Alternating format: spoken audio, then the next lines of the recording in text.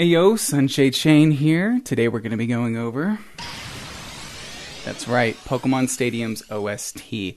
Now it's been almost 24 years to the date since this one came out, April 30th of 1999, all the way to right now in 2023 on April 12th for the Nintendo Switch Online, the Nintendo 64 expansion to be exact.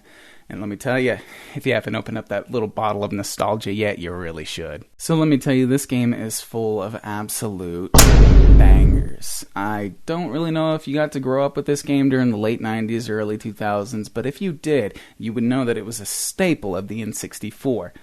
A little bare bones compared to the other Pokemon games, but as a partner game to the mainline entries, it did really well. In fact, so well, it got a sequel, Pokémon Stadium 2.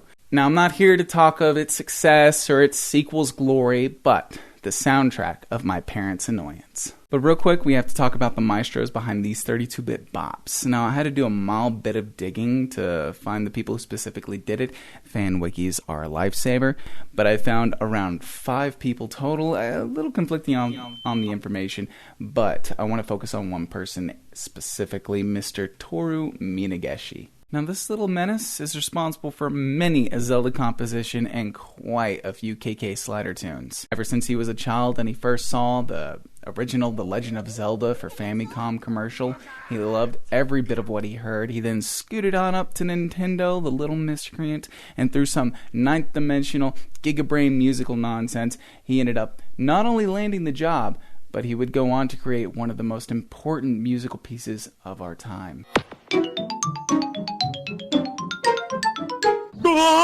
Now back to the music itself. Aside from all the link cables, transfer packs, and using first-gen Pokemon to enact a Penal Code 597, it's that sudden... in that bonkers introduction of all the sturdiest units lining up from left to right, getting ready for the fight of their lives. All of this coming out of an old tube top I had to beat on the side just to keep the picture from going out, often to the beat of the mode selection menu. But, you know, if all of that hasn't already won you over, then fall right into these little ear diglets, such as the Gym Badge Bot, the Gym Leader Castle Elite 4 Edition Hootenanny, which honestly did kind of scare me as a knee-high mad lad whenever my older brother would get there. But even the Pika Cup battles go harder than they should. So with around 72 tracks to bop on your way through this little nostalgic fever dream, from the Gym Leader Jammers to the free battle bangers, you'd be hard-pressed to find one that doesn't both throw your neck out of place and that copy of Silver with a dry internal battery clear across the room. I know that one from experience. But we can't forget about the most important ones. The music of the minigames. Dig Dig Dig, Thundering Dynamo, Ekans Hooperl, Clefairy Friggin' Says, Magikarp Splash, oh no, but we can't forget about all of our favorite ones. I know which one you're thinking about, you dirty little rascals, you. That's right. Sushi Go Round.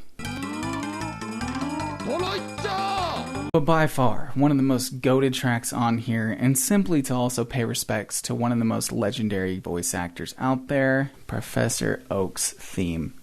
Guaranteed to hydro pump my kneecaps backwards and through the wall behind me every time I hear that little... you know? But if I really had to pick another one, if I really had to pick another favorite of mine, it would easily be the free battle menu theme. I mean, I spent more time going through the Pokemon roster and playing skirmishes than I did the actual game. I can't remember if it was because I was too lazy to go through the main game or if I was just too garbage.